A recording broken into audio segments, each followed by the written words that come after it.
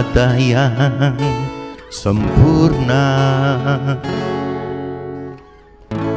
hanya Tuhan yang maha sempurna. Terkutuklah mereka yang menduakannya dan berbuat kemusyrikan.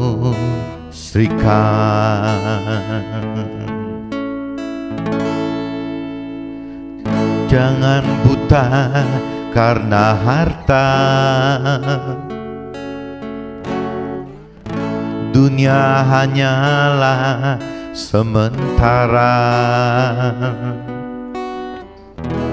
Terimalah dengan apa adanya, berusaha dan berdoa. Janganlah kau salah jalan, janganlah kau salah arah, jagalah hati jiwamu. Hidup tak semudah engkau membalikkan telapak tangan, hidup butuh perjuangan. Oh, oh, oh, oh, oh, oh, oh, oh.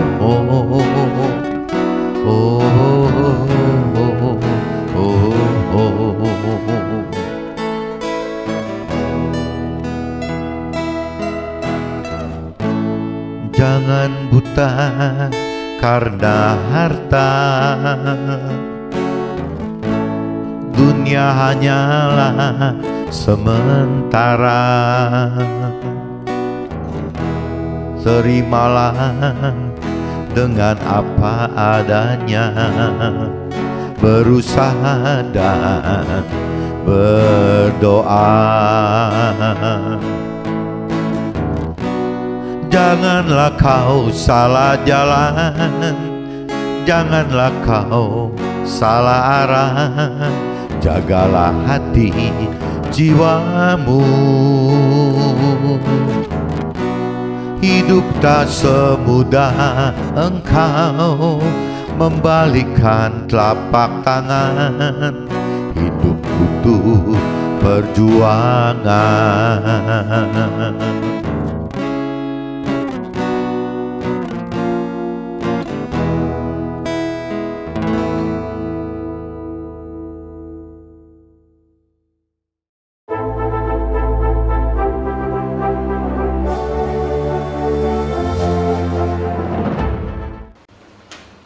Jumpa kembali di MC Jeremy Inspiration of Life. Pagi ini saya mau coba sharingkan teman-teman dengan temanya jalan tol, dapatkan keselamatan akhirat dan kesuksesan duniawi, harus hidup dengan pola-pola rohani gitu. Jadi maksudnya teman-teman, apabila kita ingin efektif hidup kita ingin efektif, firman Tuhan ajarkan ada dua cara teman-teman. Bagaimana cara memperoleh kesuksesan duniawi dan keselamatan akhirat gitu, dengan bagaimana berbuat secara jadi lebih tetap di dalam firman itu, tapi dengan perbuatan teman-teman. Nah ada satu lagi cara, dengan cara rohani juga gitu, dengan cara firman juga, tapi dengan mengandalkan kasih karunia Tuhan teman-teman. Jadi ada dua cara, satunya dengan perbuatan seperti yang firman katakan, kita harus menabur dan menuai. Begitu juga yang keduanya yaitu dengan pola-pola mengandalkan kasih karunia Tuhan. Kalau kita bicara dari yang dicerita Nabi Abraham, saya cerita di Nabi Ayub ya, terakhirnya Nabi Ayub itu mengandalkan Tuhan itu, dan cerita Raja Daud dan yang lain-lain itu, tokoh-tokoh itu mengandalkan kasih karunia yang dari Tuhan teman. Tapi pola hidupnya jadi akhirnya tidak seperti orang yang bicara melakukan firman dengan cara-cara ingin dengan perbuatan. Jadi itu kembali ke kita lagi itu, bisa dengan cara kalau kita terdorong untuk percaya Tuhan dengan perbuatan kita, ya kita masuk ke dalam tabur tuai gitu. Tapi kalau kita bicara terdorong masuk ke dalam imannya, nanti ujungnya hidup dengan mengandalkan kasih karunia Tuhan. Jadi ada tabur tuai, ada kasih karunia Tuhan. Dan sampai hari ini teman-teman, ini masih diperdebatkan antar beda mentor rohani gitu. Jadi ada mentor rohani yang katakan bahwa yang benar itu adalah dengan jadi berbuat sesuatu untuk tabur dan tuai. Tapi juga ada mentor rohani tertentu yang bicara bagaimana mengandalkan kasih karunia Tuhan gitu. Jadi memang beda-beda teman-teman. Cuman targetnya memang kalau kita lihat pengen mengandalkan perbuatan dengan tabur tuai atau dengan iman kasih karunia Tuhan, tetap ujungnya teman-teman, kalau yang dewasa rohani tahu sasaran utamanya itu bukan sukses duniawi teman-teman, tapi lebih condong ke keselamatan akhirat. Nah ini nanti kita coba kupas teman-teman, kupas di dalam draft saya gitu. Nah untuk dasar sharing pagi ini saya coba ngambil dari kitab Roma teman-teman, kitab Roma pasal 4 teman-teman, ayatnya 4 sampai 16. Coba teman-teman cari kitab Roma teman-teman. Kitab Roma pasal 4 ayatnya 4 sampai 16. Nah, perikopnya teman-teman judulnya itu Abraham dibenarkan karena iman gitu. Jadi kalau dicerita ayat-ayat ini, ya ini lebih cerita bagaimana Abraham hidup lebih mengandalkan kasih karunia yang dari Tuhan gitu, bukan istilahnya dengan perbuatan yang berujung tabur dan tuai gitu teman-teman. Makanya saya bilang dua-duanya nggak ada salah teman-teman, tergantung dari kitanya mau bagaimana. Bahkan untuk mentor rohani aja terpecah menjadi dua kok. Ada yang bicara mentor rohani yang mengarahkan kita sebagai bagaimana kita harus mengandalkan kasih karunia Tuhan, tapi juga ada mentor rohani yang tetap bersikuku gitu bahwa ya harus dengan perbuatan, ya dua-duanya nggak salah gitu, karena firman-Nya memang dua-duanya memungkinkan semua teman. Nah cuman yang kembali lagi pengalaman saya ya untuk pengertian akhirnya teman-teman, ya pengen dengan cara perbuatan tabur tuai atau dengan iman yang berujung ke kasih karunia Tuhan, ya tetap ujung-ujungnya itu kalau dibaca rohani itu harus bisa target hidup itu adalah mendapatkan keselamatan akhirat lebih dulu gitu, seperti yang di kitab Matius ayat 6:33 tadi gitu, bahwa ya memang carilah dahulu kerajaan Allah dan kebenarannya, berarti kan bagaimana mencari keselamatan akhirat dulu teman-teman, baru yang lain akan ditambahkan. Yang lain ini berarti yang bentuknya kesuksesan duniawi itu teman-teman. Nah ini saya coba bacakan langsung aja teman-teman supaya bisa penjelasannya di draftnya agak panjang gitu. Kalau ada orang yang bekerja, upahnya tidak diperhitungkan sebagai hadiah, tetapi sebagai haknya. Jadi maksudnya firman ayat 4 ini teman-teman, seolah-olah kalau orang sudah bekerja ya wajar aja lah kalau berhasil itu adalah hasil kerjanya, sebagai upah hasil kerjanya gitu. Jadi maksudnya orang dunia mikirnya gitu teman-teman. Kalau ada orang yang bekerja, upahnya tidak diperhitungkan sebagai hadiah, tetapi sebagai haknya. Ya memang karena dia merasa bekerja gitu, makanya haknya dia untuk mendapatkan ya upahnya gitu, hadiahnya. Tetapi kalau ada orang yang tidak bekerja, namun percaya kepada Tuhan Allah yang membenarkan orang durhaka. Jadi kalau cerita kita tidak bekerja tapi percaya kepada Tuhan Allah gitu, imannya diperhitungkan menjadi kebenaran. Nah ini yang tadi dikatakan, ini kadang-kadang orang-orang yang kuat gitu, logikanya, rasionalnya, kadang-kadang nggak suka teman-teman, apa urusannya segitu ya, masa sih. Tetapi kalau ada orang yang tidak bekerja namun percaya kepada Tuhan Allah yang membenarkan orang durhaka, imannya diperhitungkan menjadi kebenaran. Nah ini kadang-kadang kalau kita lebih rasional gitu, kita punya karakter yang lebih rasional gitu, lebih logika, kadang-kadang untuk menerima ini sulit teman-teman, nggak mudah gitu. Nah ini yang tadi saya katakan, makanya jadi akhirnya timbul dua teman-teman, dua-duanya benar, dua-duanya melakukan firman, tapi kembali lagi ya dasarnya apa gitu. Mungkin kalau orang-orang yang memang logikanya kuat, rasional kuat, ya sudah ambil perbuatan aja ya dengan cara tabur dan tuai gitu. Tapi kalau memang yang ceritanya bukan mengandalkan logika tapi lebih bicara dari hati gitu, ya lebih condong ke iman percaya kepada Tuhan dengan pengharapan pada Tuhan, ya bisa saja gitu teman-teman, ya dengan iman dan mengandalkan kasih karunia gitu. Jadi terserah mau yang mana teman-teman. Seperti juga Daud menyebut berbahagia orang yang dibenarkan Allah bukan berdasarkan perbuatannya. Nah ini coba bayangin teman-teman, yang namanya Daud ini kan Raja Daud gitu. Raja Daud itu pasti kan rakyatnya banyak sekali gitu. Tapi tetap aja gitu ya, tipe-tipe Raja Daud ini adalah tipe-tipe orang yang lebih bukan rasional kali, lebih sentimental gitu ya terhadap urusan rohani gitu. Sehingga tetap Raja Daud ini yang memimpin sekian banyak orang gitu, rakyatnya itu tetap aja teman-teman ya tetap mengandalkan dengan iman gitu, dengan iman dan berujung kepada pengharapan kepada kasih karunia Tuhan gitu. Jadi beda-beda teman. Tapi kalau cerita ada orang yang keras sekali, nanti ujung-ujungnya mungkin bukan mengandalkan iman dan kasih karunia, tapi lebih senang gitu ya perbuatan dengan rumus tabur tuainya gitu. Tetapi kalau cerita di Daud sini ya itu seperti juga Daud menyebut berbahagia orang yang dibenarkan Allah bukan berdasarkan perbuatannya gitu. Berbahagialah orang yang diampuni pelanggaran-pelanggarannya dan yang ditutupi dosa-dosanya. Nah ini Raja Daud senangnya seperti ini. Berbahagialah manusia yang kesalahannya tidak diberitahukan Tuhan kepadanya. Nah ini kalau cerita pola-polanya Raja Daud seperti ini. Meskipun dia seorang raja, kita nggak bisa ngecap Raja Daud mana bisa jadi orang besar. Loh, Raja Daud itu orang besar gitu, yang memimpin rakyat segitu banyak gitu, dengan timnya gitu begitu besar gitu. Ya bukan orang sembarangan Raja Daud gitu. Tapi tetap pada prinsipnya ya dia tidak lebih senang bagaimana mengandalkan iman dan kasih karunia Tuhan dibanding dengan perbuatan tabur dan tuai gitu. Ini nyata sekali teman-teman dari ayat 6, 7, 8 itu sudah dinyatakan Raja Daud seperti itu. Adakah ucapan bahagia ini hanya berlaku bagi orang bersunat saja atau juga bagi orang tak bersunat? Sebab telah kami katakan bahwa kepada Abraham iman diperhitungkan sebagai kebenaran gitu. Di dalam keadaan manakah hal itu diperhitungkan, sebelum atau sesudah ia disunat? Jadi di sini kalau cerita di kitab suci ini teman bicara disunat tidak disunat itu karena dari awalnya di zaman itu gitu ya. Kalau orang mau ikut Tuhan Allah ya harus disunat teman-teman. Jadi sejak zamannya Nabi Musa itu seperti itu gitu.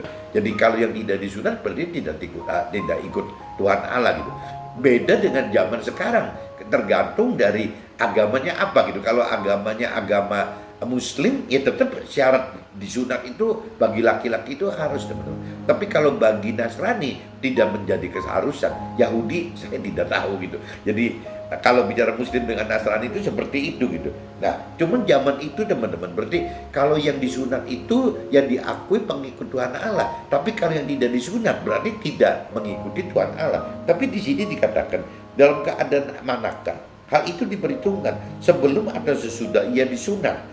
Bukan sesudah disunat tetapi sebelumnya, bukan sesudah disunat tetapi sebelumnya. Dan tanda sunat itu diterimanya sebagai meterai kebenaran berdasarkan iman yang ditujukannya sebelum ia bersunat gitu. Demikiannya ia dapat menjadi bapa semua orang percaya yang tak bersunat supaya kebenaran diberikan kepada mereka. Dan juga menjadi bapa orang-orang bersunat, yaitu mereka yang bukan hanya bersunat tetapi juga mengikuti jejak iman Abraham gitu. Bapak leluhur kita pada masa ia belum disunat. Jadi di sini dipertegas teman-teman, dan juga menjadi bapak orang-orang bersunat, yaitu mereka yang bukan hanya bersunat tetapi juga mengikuti jejak iman Abraham, bapak leluhur kita pada masa itu belum disunat gitu. Sebab bukan karena hukum Taurat telah diberikan janji kepada Abraham dan keturunannya bahwa ia akan memiliki dunia, tetapi karena kebenaran berdasarkan iman. Kalau Nabi Abraham lebih larinya ke iman teman-teman, mengandalkan iman. Iman itu ya nanti berujung ke kasih karunia Tuhan. Tapi Raja Daud juga seperti itu gitu. Sebab jika mereka yang mengharapkannya dari hukum Taurat menerima bagian yang dijanjikan Allah, maka sia-sialah iman dan batalah janji itu. Nah ini kalau ditekankan di sini, kalau kita melakukan firman Tuhan, berbuat melakukan firman Tuhan, yang ujung-ujungnya tabur tuai teman-teman. Yang nggak salah juga sih kalau memang kita tergerak untuk itu gitu. Karena hukum Taurat membangkitkan mereka murka, tetapi di mana tidak ada hukum Taurat, di situ juga tidak ada pelanggaran gitu. Jadi butuhnya hukum Taurat yang untuk kita tahu mana yang melanggar dan mana yang tidak. Mana yang dosa dan mana yang tidak. Jadi yang hukum Taurat ya kalau di kitab Nasrani mungkin di perjanjian lama ya perlu teman-teman, bukan tidak perlu, tetap perlu gitu, tetap perlu. Karena itulah kebenaran berdasarkan iman supaya merupakan kasih karunia sehingga janji itu berlaku bagi semua keturunan Abraham bukan hanya bagi mereka yang hidup dari hukum Taurat, tetapi juga bagi mereka yang hidup dari iman Abraham. Sebab Abraham adalah bapak kita semua. Nah ini di ayat 16 dicantum gitu teman. Jadi yang tadi saya katakan, kalau kita mau lakukan dua-duanya hati kita tergerak, yang mana yang terserah gitu. Kalau dasarnya kita hidup lebih tergerak dengan perbuatan dasarnya firman Tuhan, baku gitu, hukum-hukum ya tidak apa-apa, kan ujungnya ada tabur tuai gitu. Nah tapi sebaliknya kalau mau ikutin jejaknya Raja Daud atau Nabi Abraham itu ya nggak apa-apa, dasarnya itu iman yang berujung kepada kasih karunia. Jadi ada dua teman-teman. Nah jadi saya kayak kadang-kadang di pengertian saya seperti ini gitu, bisa dua, tapi ada juga mentor rohani tidak begitu teman-teman. Yang nggak tahu kalau pengertian saya sampai tahun 2021 ya seperti itu gitu. Cuman memang dari dua itu yang mengandalkan perbuatan yang berujung ke tabur tuai atau yang mengandalkan iman yang berujung kasih karunia Tuhan, tetap kalau menurut saya dua-duanya itu yang paling benar itu setelah kita dibaca rohani adalah bagaimana ya kembali ke kitab Matius pasal 6 ayat 33 tadi gitu. Carilah dahulu kerajaan Allah dan kebenaran, baru yang lain tambahkan. Berarti carilah keselamatan akhirat lebih dulu, baru kesehatan duniawi ditambahkan itu. Kalau menurut pengertian saya seperti ini, apa nanti saya berapa tahun lagi berubah seperti mentor rohani yang lebih suka perbuatan melakukan firman Tuhan gitu ya, dengan catatan tabur dan tuai gitu, atau saya lebih suka mengikuti mentor rohani yang dengan cara iman yang lebih mengandalkan kasih karunia. Nah ini kadang-kadang perjalanan ini yang terus berubah teman-teman. Jadi nggak bisa seumur-umur saya pasti pegang yang ini gitu, nggak bisa gitu. Yang kembali tergantung dari kedalaman pengenalan pengertian akan firman saya, dan juga tergantung dari level tingkat iman saya teman-teman. Ada dua hal itu gitu. Nah ini yang terus tidak ada berhentinya digodok teman-teman. Ini saya sudah bacakan teman-teman di kitab Roma pasal 4 ayat 4 sampai 16. Nah ini saya coba cross check teman-teman dengan kitab Roma juga teman-teman. Tapi di pasal 11 teman-teman. Kitab Roma pasal 11 ayatnya 17 sampai 24. Kitab Roma pasal 11 ayatnya dari 17 sampai 24 teman-teman. Nah saya bacakan supaya bisa langsung masuk ke draft gitu. Karena itu apabila beberapa cabang telah dipatahkan dan kamu sebagai tunas liar telah dicangkokkan di antaranya dan turut mendapat bagian dalam akar pohon zaitun yang penuh getah, janganlah kamu bermegah terhadap cabang-cabang itu. Jikalau kamu bermegah, ingatlah bahwa bukan kamu yang menopang akar itu, melainkan akar itu yang menopang kamu. Ini cerita apa sih teman-teman? Jadi bagaimana orang harus mengandalkan Tuhan, tapi diceritakan dalam bentuk pohon teman-teman. Jadi di sini diceritakan ada cerita akar, ada cerita cabang-cabang gitu. Nah ini cuma diinginkan begitu aja gitu, bahwa janganlah kita bermegah terhadap cabang-cabang itu. Jikalau kita bermegah, ingatlah bahwa bukan kita yang menopang akar itu, melainkan akar itu yang menopang kita gitu. Maksudnya di sini cabang-cabang adalah kita, akar itu adalah Tuhan Allah teman-teman. Jadi jangan kita balik seolah Tuhan ditopang kita, tapi kita yang ditopang Tuhan. Ini firman yang ingatkan begitu gitu. Mungkin kita akan berkata ada cabang-cabang yang dipatahkan supaya kita dicangkokkan di antaranya sebagai tunas. Baiklah, mereka dipatahkan karena ketidakpercayaan mereka, dan kita tegak tercacak karena iman. Janganlah kita sombong, tetapi takutlah gitu. Firman ingatkan begitu. Sebab kalau Tuhan Allah tidak menyayangkan cabang-cabang asli, Ia juga tidak akan menyayangkan kita gitu. Sebab itu perhatikanlah kemurahan Tuhan Allah dan juga kekerasannya gitu. Yaitu kekerasan atas orang-orang yang telah jatuh, tetapi atas kita kemurahannya, yaitu jika kita tetap di dalam kemurahannya. Jika tidak, kita pun akan dipotong juga. Nah ini jadi kalau teman-teman yang berasumsi Tuhan itu baik, ini kalau baca ayat 22 ini Tuhannya tidak baik loh. Tuhannya keras sekali gitu. Jadi jangan bayangin Tuhan itu harus baik gitu. Ya Tuhan itu tergantung gitu, bisa baik, bisa keras gitu, bukan jahat gitu. Tuhan itu keras karena untuk benar gitu. Jadi kalau di sini di ayat 22 teman-teman camkan bahwa Tuhan itu terkesan tidak baik teman-teman, tapi Tuhan pengen benar gitu. Sebab itu perhatikanlah kemurahan Tuhan Allah dan juga kekerasannya tekankan. yaitu kekerasan atas orang-orang yang telah jatuh, tetapi atas kita kemurahannya, yaitu jika kita tetap dalam kemurahannya, jika tidak kita pun akan dipotongnya gitu. Nah ini jadi teman-teman jangan main-main gitu sama Tuhan Allah gitu. Tetapi mereka pun akan dicangkokkan kembali jika mereka tidak tetap dalam ketidakpercayaan mereka. Sebab Tuhan Allah berkuasa untuk mencangkokkan mereka kembali. Jadi kalaupun kita berbuat dosa, berbuat salah, apapun kita bertobat, bagi Tuhan nggak apa-apa teman-teman. Karena Tuhan mengharapkan itu gitu. Sebab jika kita telah dipotong sebagai cabang dari pohon zaitun liar dan bertentangan dengan keadaanmu, itu kita telah dicangkokkan pada pohon zaitun sejati. Terlebih lagi mereka ini yang menurut asal mereka akan dicangkokkan pada pohon zaitun mereka sendiri. Nah ini di firman di kitab Roma pasal 11 teman-teman, ayat 17-20. Ini sih cuma mau ngajak teman-teman bahwa ya Tuhan itu bisa keras loh teman-teman. Jadi jangan hal-hal yang menyusahkan kita, yang menjadi halangan kita dianggapnya itu bukan dari Tuhan gitu. Jadi Tuhan bisa seperti itu teman-teman. Nah cuman kembali lagi, bahkan kita berbuat salah pun Tuhan tetap bisa terima kita, asal kita benar-benar mau bertobat gitu. Bertobat untuk mencari kebenaran gitu. Kebenaran Tuhan ingat.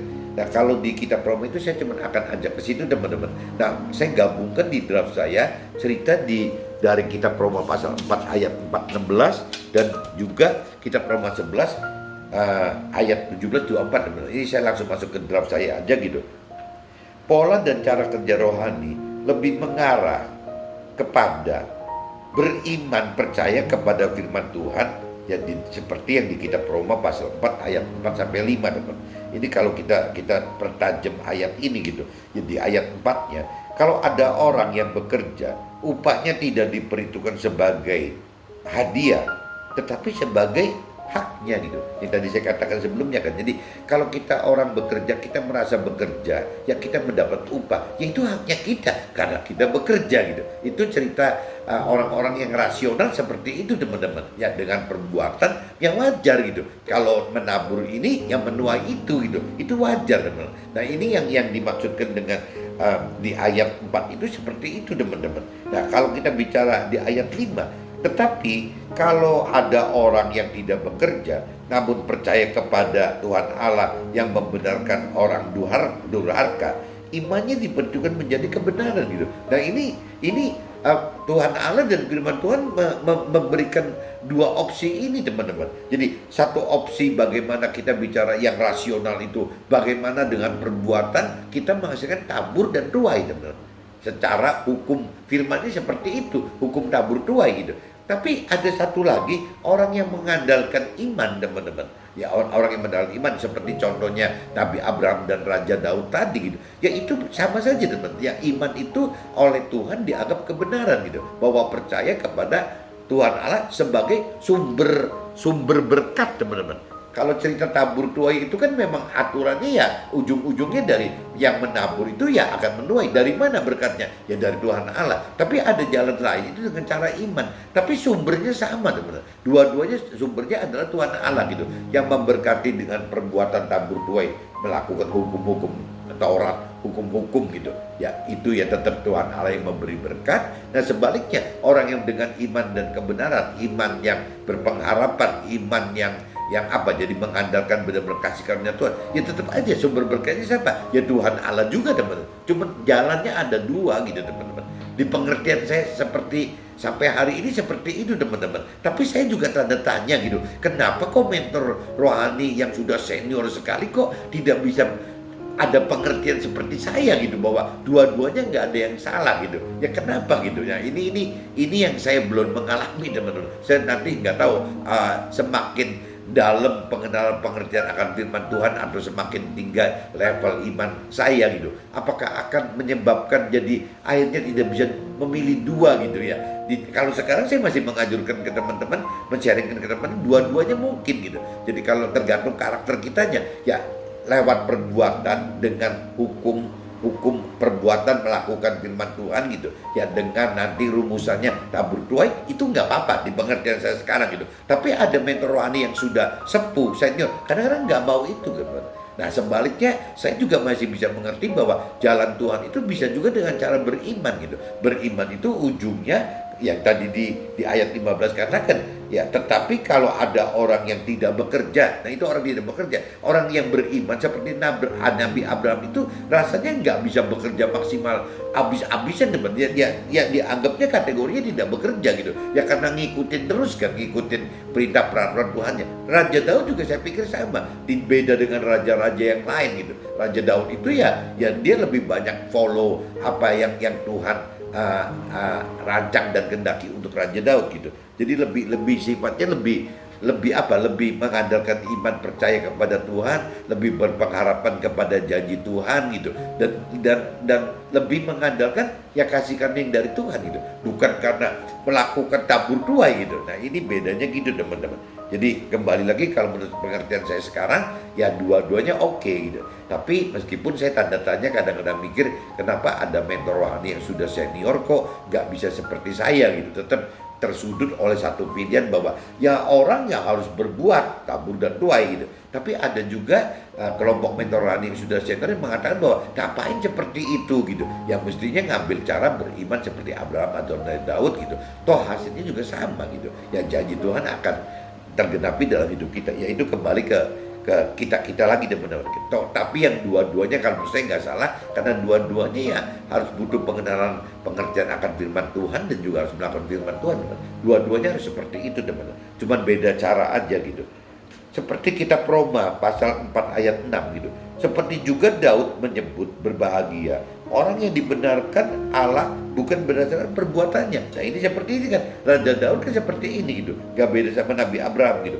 Ucapan berbahagia karena kebenaran berdasarkan iman, agar kita tahu bahwa tuaian janji-janji Tuhan dapat terjadi dengan dua cara gitu. Nah ini saya tekankan di sini ada dua cara, satu dengan cara duniawi, kedua dengan cara rohani. Kalau cara duniawi teman-teman dengan rumusan perbuatan yang tadi, bagaimana kita berbuat untuk bisa masuk ke dalam rumusan tabur dan tuai gitu. Nah, adapun cara kedua, cara rohani dengan rumusan iman percaya dan andalkan kasih karunia Tuhan yang lampaui tabur dan tuai. Ini kalau versi menurut saya sampai hari ini loh. Ya, ini kalau kita bisa benar-benar mengandalkan yang cara kedua rohani, logikanya itu akan lebih besar daripada tuaian di perbuatan yang tabur tuai tadi gitu. Nah cuman kembali lagi pengen cara tabur tuai atau pengen cara kasih karunia Tuhan, kalau menurut saya ya dua-duanya harus mengerti firman Tuhan, melakukan firman Tuhan,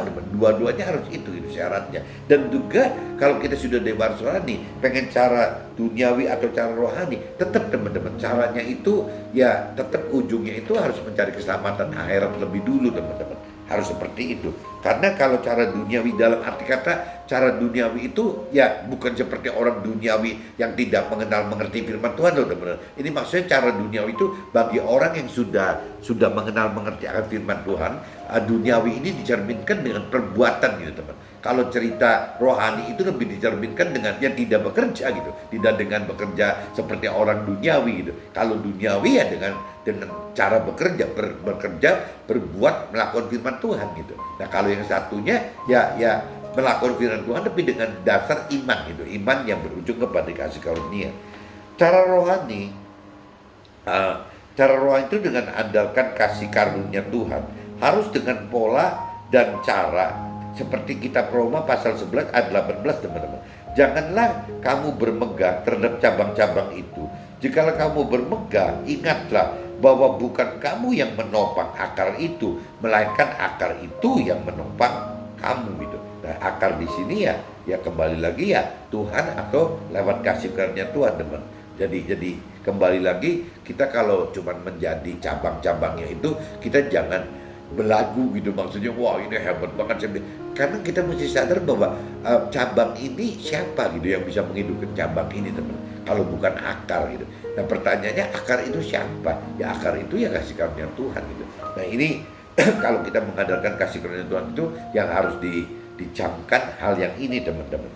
Cara rohani yang terkait dengan iman dan firman serta kasih karunia dianggap tidak atau kurang lazim oleh orang-orang dunia, orang-orang yang berkeyakinan itu gitu.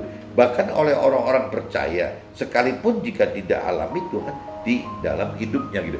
Jadi kalau saya kelompok-kelompokkan teman, ada orang yang memang tidak atau belum mengenal atau percaya Tuhan sama sekali gitu, ada cuek-cuek aja nggak peduli gitu, itu ada gitu. Tapi kecil teman. Saya presentasikan dulu sama Pak Joshua, saya nyebut 5% dah, ada enggak gitu loh, udah. Nah tapi juga ada teman kelompok yang berkeyakinan, maksudnya sudah percaya Tuhan gitu, sudah merasa mengenal Tuhan, tapi dari pikiran perasaan sendiri, apa kehendak sendiri, dan orang berkeyakinan ini lebih banyak majoritinya itu sudah beragama teman. Nah ada kelompok seperti itu ada teman. Nah ada kelompok itu yang kelompok yang terbesar itu mungkin saya duga 90%. Nah berarti kalau 5+90 sisanya yang 5% itu jangan-jangan orang yang benar teman. Orang yang benar itu ya orang yang memang melakukan firman Tuhan dan orang itu mengerti akan firman Tuhan dan orang itu sudah menghidupkan firman Tuhan dan roh Tuhan. Nah itu saya duga apa 5% ada enggak ya gitu. Ya saya nggak ngerti gitu. Tapi kalau kita lihat cara rohani yang terkait dengan iman dan firman serta kasih karunia dianggap tidak atau kurang lazim oleh orang dunia atau orang berkeyakinan, bahkan oleh orang percaya sekalipun jika tidak alami Tuhan dalam hidupnya. Jadi kalau orang yang tidak mengerti firman Tuhan, akhirnya mengenal firman Tuhan, orang yang mengenal dan mengerti firman Tuhan tapi tidak melakukan firman Tuhan, kan juga tuh firman Tuhan dan Tuhan katakan sia-sia teman. Tapi sebaliknya teman, orang yang sudah melakukan firman Tuhan itu kembali ada level-levelnya lagi gitu. Ada orang yang memang berani gitu ya untuk melakukan firman Tuhan meskipun di dalam pemikirannya tidak lazim atau irasional, tapi tetap melakukan, ada gitu teman. Tapi ada juga yang tidak berani teman. Nah ini saya cuma ceritakan bagaimana caranya Tuhan mengatur orang yang sampai berani sekali melakukan firman Tuhan teman. Nah biasanya kalau sudah berani sekali melakukan firman Tuhan, pasti Tuhan latih orang tersebut ya dengan ujian cobaan yang memang nggak kelas ecek-ecek teman-teman. Nah ujian cobaan yang levelnya itu sudah tidak ecek-ecek itu, tidak yang berat sekali. Biasanya yang dipakai oleh Tuhan itu pasangan kita teman. Pasangan kita yang baik itu bukan yang jahat loh. Kalau pasangan kita yang jahat mungkin bisa kita tinggal gitu. Yang konyol itu Tuhan bisa atur pasangan itu baik gitu. Jadi si suami menganggap istrinya baik tapi ngawur gitu loh. Nah sebaliknya si istri juga anggap suaminya baik tapi ngawur gitu. Jadi akhirnya dua-duanya nggak bisa akur teman, karena memang beda prinsip gitu. Nah ini Tuhan sering manfaatkan teman, manfaatkan situasi suami istri itu seperti ini untuk bagaimana mendongkrak level imannya di atas sekali gitu. Nah ini nih saya sudah masuk ke kelompok yang terakhir gitu. Cara rohani Tuhan maksimalkan dengan datangkan permasalahan kita dengan pasangan kita, yaitu besi lawan besi gitu, agar kita melalui permasalahan timbul hambatan gitu. Kita jadi gara-gara ada permasalahan jadi timbul hambatan, bukan stuck ya. Nah ini bagaimana hambatan ini, dan hanya dengan pengharapan dan andalkan Tuhan saja. Gara-gara ada hambatan pasangan suami istri, si suami menganggap istrinya ini menghalangi gitu, tapi nggak bisa ngomong karena memang istrinya baik niatnya gitu. Sebaliknya istri juga sama teman-teman, ya merasa terhalangi oleh suami, tapi dari sisi istri menganggap bahwa ya suaminya baik gitu. Nah akhirnya suami istri ini tidak berani melangkah seperti orang-orang akan berkeyakinan atau orang dunia. Ya sudah, kalau kita cerai-cerai saja gitu, nggak bisa melangkah itu. Kenapa? Karena sudah kebacut ya mengenal akan kebenaran firman Tuhan bahwa cerai itu tidak semudah itu gitu. Nah akhirnya yang sudah lebih dahulu mengenal firman Tuhan bahwa cerai itu bukan solusi, akhirnya mati-matian entah suami atau istri itu mati-matian untuk tidak mengambil langkah cerai. Nah untuk bisa tidak mengambil langkah cerai ya Tuhan beri pengertian bahwa ya karena kenapa mesti cerai gitu ya, karena toh istrimu maksudnya baik gitu loh, meskipun suami anggap belum benar gitu. Sebaliknya juga sama, bisa terjadi begitu teman. Ya si istrinya tahu gitu Tuhan nggak senang dengan cara cerai ya, dan Tuhan buktikan bahwa suamimu itu baik loh ya, kenapa harus dicerai gitu ya. Ini kan cuma masalah waktu saja teman. Waktu bagaimana waktu menunggu itu bukan menunggu si suami yang udah lebih tahu gitu, lebih mengenal dan mengerti kebenaran itu, bukan seolah-olah terkesan menunggu istrinya gitu, yang belum terlalu mengenal dan mengerti akan kebenaran.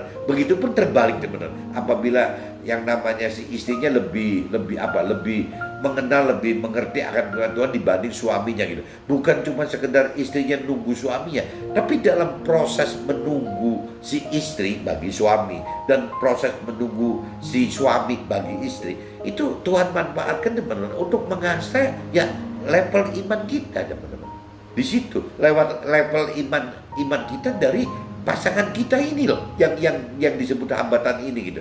Nah, waktu kita bicara pasangan kita menghambat kita, kepaksa kita kan benar-benar berharap kepada Tuhan, ya bisa nangis-nangis di Tuhan gitu ya, dan juga bisa benar-benar mengandalkan Tuhan dan berpengharapan kepada Tuhan. Nah, tujuan Tuhan itu seperti itu teman-teman. Dengan kita makin berharap kepada Tuhan, kita lebih mengenal Tuhan, akhirnya si suami yang sudah lebih mengenal mengerti akan kebenaran firman Tuhan, dan atau si istri yang lebih mengenal mengerti akan kebenaran firman Tuhan, akhirnya suami dan istri yang lebih mengenal mengerti akan kebenaran firman Tuhan akan benar-benar mencari lebih dalam teman-teman, mendalami lagi pengenalan pengertian akan Tuhan dan meningkatkan level iman gitu ya, untuk makin tinggi. Nah, ini yang Tuhan harapkan teman.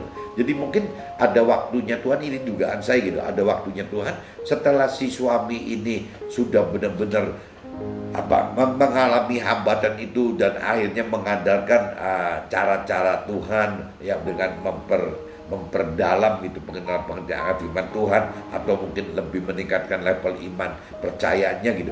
Nah, akhirnya satu saat ya setelah si suami itu Tuhan anggap sudah nyampe titik yang Tuhan maksud, atau sebaliknya teman-teman, si istri yang tadi lebih mengenal mengerti firman Tuhan itu diproses oleh Tuhan sampai saatnya Tuhan itu, sampai titik yang Tuhan sudah tentukan bahwa ini cukup.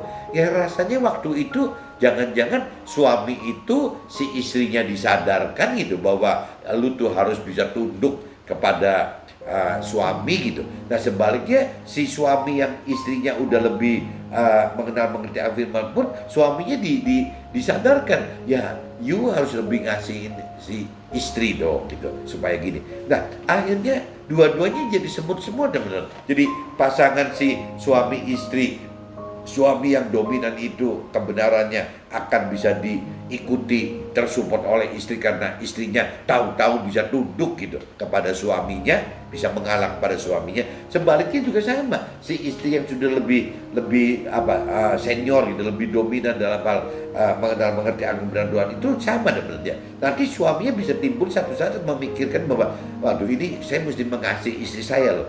Nah, akhirnya pasangan ini jadi lanjut teman-teman. Nah, ini saya katakan itu seolah-olah cara-cara Tuhan seperti ini, seperti Tuhan menggunakan pasangan hidup kita sebagai alat asah untuk kita maksimal gitu, maksimal untuk dapat tuaian janji-janji Tuhan gitu. Ya caranya ya itu, ya seperti itu gitu. Nah, hasilnya teman-teman, apabila kita bisa melalui hambatan ini gitu, lewat ujian cobaan pasangan suami istri ini, ya yang tadi saya maksud itu adalah seperti kita mendapatkan jalan tol teman-teman. Jadi bukan cuma jalan biasa aja, tapi jalan tol gitu yang bebas hambatan gitu. Nah, ini cuman harus ditembusnya kan tidak mudah dan tidak murah teman-teman. Ya pasti waktu bertentangan dengan suami istri itu nggak enak sekali teman-teman. Jadi kalau cerita kita suami gitu ya, bagi suami yang bertentangan dengan istrinya, kalau suaminya masih zaman dulu masih tidak mengenal mengerti firman Tuhan, mungkin bisa ngegelo teman-teman, suaminya bisa menggila gitu, berbuat yang aneh-aneh, yang ngawur-ngawur di luar gitu. Apalagi kalau usahanya sukses, yang mudah sekali teman-teman. Tapi begitu si suami itu sudah lebih mengenal mengerti kebenaran firman Tuhan, nggak ada kemampuan untuk mengulang lagi seperti waktu zaman dulu teman-teman. Jadi, nah suami ini akhirnya benar-benar mengalami proses yang susah sekali teman-teman. Nah ini yang Tuhan manfaatkan bagaimana supaya si suami ini menjadi benar-benar dewasa rohani teman-teman. Jadi benar-benar level pengenalan pengertian akan firman-Nya jadi benar-benar dalam sekali, dan level imannya juga jadi tinggi sekali teman-teman. Bahkan benar-benar dengan hambatan pasangan ini akhirnya mengalami firman secara maksimal teman. Nah, nggak pakai teori lagi gitu. Jadi benar-benar dia ngalamin firman yang seperti itu gitu. Nah ini yang Tuhan harapkan orang-orang seperti suami-suami seperti ini ya yang akan diharapkan Tuhan ya untuk menjadi ya apa jadi bukan cuma sekedar melakukan firman Tuhan gitu ya harus bisa juga mengajarkan firman Tuhan. Nah mengajarkan firman Tuhan itu kembali lagi kalau bukan suaminya itu sebagai orang yang dari menjadi mentor rohani ya berarti dari pengalaman yang dilalui oleh si suami ini menjadi alat kesaksian, alat mengajarkan firman Tuhan tapi bentuknya itu dengan memberitakan firman Tuhan akan kesaksian hidupnya gitu. Jadi hidup bersama Tuhan ya hidup dengan mengalami Tuhan, hidup dengan firman Tuhan, hidup dengan mengalami firman Tuhan. Nah ini yang mengalami ini yang paling penting teman-teman. Setelah kita mengalami akhirnya ya waktu kita bersaksi ada kuasa yang dari Tuhan gitu karena memang kita ngalami. Beda istilahnya orang yang tidak mengalami terus cerita ya ceritanya nggak bisa bener-bener apa sih enak didengar dan memang punya karisma untuk didengar gitu. Nah ini pengalaman ini butuh itu teman-teman. Sebaliknya untuk istri juga sama dengan istri yang memang sudah kalau istri yang belum mengenal kebenaran ribut terus sama suaminya, kadang-kadang bukan suaminya yang minta cerai loh, bisa-bisa istrinya yang minta cerai gitu. Padahal secara firman Tuhan nggak suka kan dengan istilah cerai. Kecuali kalau memang kita sudah meninggal ya itu boleh-boleh saja lah gitu. Tapi kalau pasangan kita masih hidup, pola pikirnya kan nggak boleh seperti itu teman-teman. Nggak boleh berpikir bahwa ya sudahlah untuk mengatasi solusi ini kita cerai aja bubaran ya kita masing-masing ganti pasangan gitu. Ya rasanya kalau dengan pola-pola gitu juga terlalu riskan untuk mendapat pasangan baru teman, akan terulang lagi kejadian yang sama gitu. Jadi nggak bisa, cerai itu tidak menjadikan solusi bagi orang yang sudah dalam mengerti akan firman Tuhan gitu. Jadi tetap ya harus dihadapi. Bahkan kita mesti tahu gitu bahwa bisa saja Tuhan datangkan itu teman-teman, bisa memberi atau bisa mendatangkan gitu ya hal-hal permasalahan hambatan yang tujuannya itu ya untuk kebenaran kita lagi gitu, untuk memaksimalkan kita lagi gitu.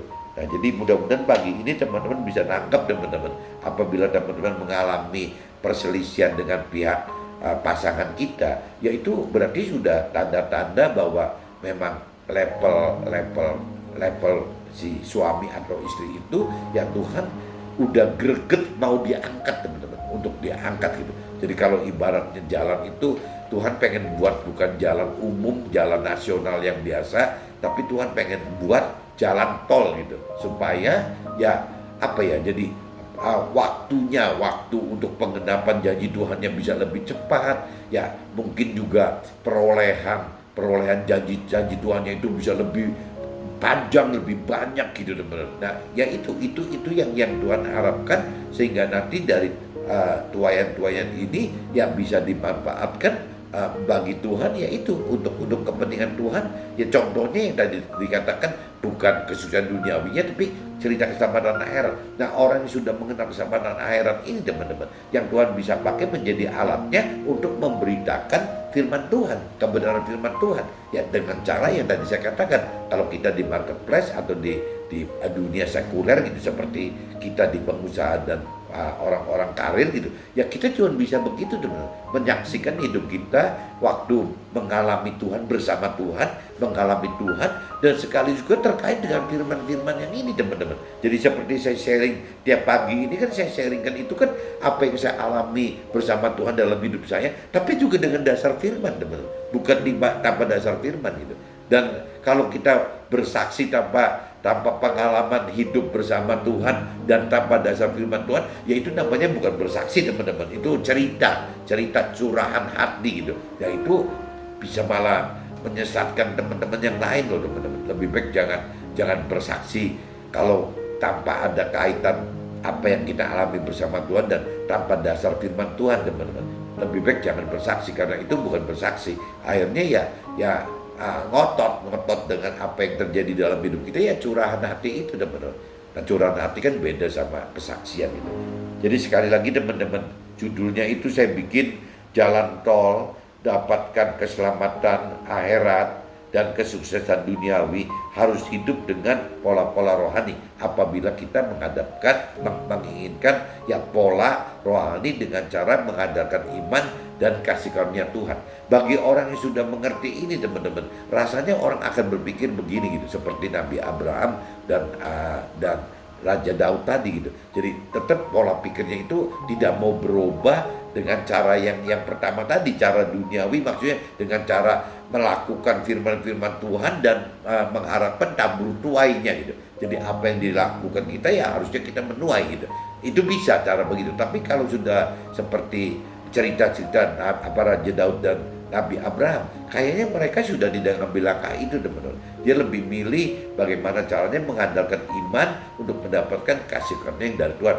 Nah kembali lagi mungkin karakter si Nabi Abraham atau Raja Daud ini mungkin lebih sensitif gitu, lebih sentimental gitu. Tapi kalau misalnya rajanya atau nabinya lebih keras gitu, ya mungkin tidak ngambil langkah seperti itu. Contoh yang seperti di Rasul Paulus juga rasanya tidak bisa sesentimental atau perasaannya seperti Nabi Abraham atau Raja Daud gitu. Ya dia kalau yang namanya Rasul Paulus itu kan dia kan lebih keras lagi teman-teman, lebih berani, lebih radikal lagi gitu. Tapi setelah dibentuk oleh Tuhan ya ada perubahan. Tapi kan tidak meninggalkan dasar-dasar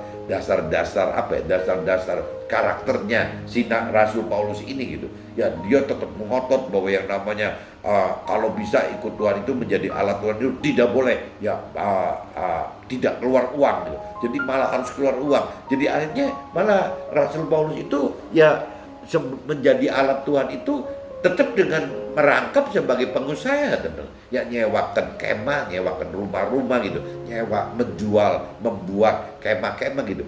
Nah dari hasil-hasil menyewakan dan menjual kemah atau membuat jasa untuk kemah itu, ya dia malah menjadi alat Tuhan gitu, baik untuk kepentingan si Rasul Paulus sendiri menjadi alat Tuhan, bahkan teman-teman seberjalannya juga ditanggung oleh si Rasul Paulus ini. Jadi kembali lagi itu tergantung ke karakter orangnya teman-teman. Cuman yang jelas pagi ini saya ada pengertian dua-duanya tidak salah gitu, bahwa yang mengandalkan perbuatan kita yang berujung ke tabur tuai atau beriman, kita lebih pilih jalan kedua dengan cara beriman dengan harapkan kasih karunia Tuhan. Menurut saya tidak bersalah gitu. Dua-duanya benar. Meskipun tadi saya katakan bahwa ada mentor rohani yang kadang-kadang nggak bisa dua-duanya teman-teman. Kok milihnya satu aja? Yang benar itu adalah dasarnya perbuatan ujungnya tabur tuai gitu. Tapi ada juga satu mentor rohani yang ngototnya bukan begitu. Ya, yang benar itu adalah beriman, yang ujungnya kasih karunia Tuhan. Nah ini kembali lagi yang mana saya juga nggak ngerti gitu. Cuman buat pengertian saya sekarang dua-duanya. Tinggal kembali ke karakter kita. Apakah kita karakternya seperti Rasul Paulus gitu, apa kita karakternya seperti Nabi Abraham? Ya ini tergantung dari kita teman-teman. Mudah-mudahan sharing pagi ini teman-teman bisa tangkap teman-teman dan bisa berguna. Nah apabila berguna ya teman-teman tolong ceritakan lagi, ada mau di-sharekan atau cerita aja gitu apa yang didapat kita coba sharing pagi ini. Oke teman-teman, see you, bye-bye.